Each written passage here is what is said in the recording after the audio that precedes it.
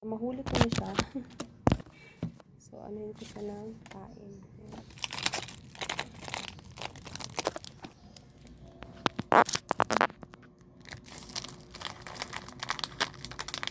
Kasi kinainan niya na naman na to. So, hindi na siya pwedeng kainin.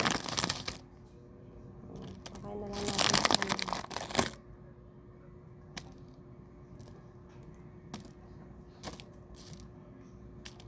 Ang galing nila. Malaking daga siguro yun. Kasi kaya niyang hatiin yung chocolate. Grabe.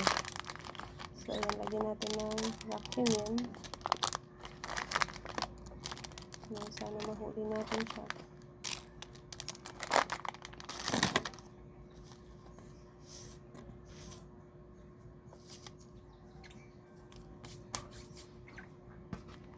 So, ayan. So, ilalagay ko siya doon sa place. No? So, update ko kayo kapag nahuli ko siya.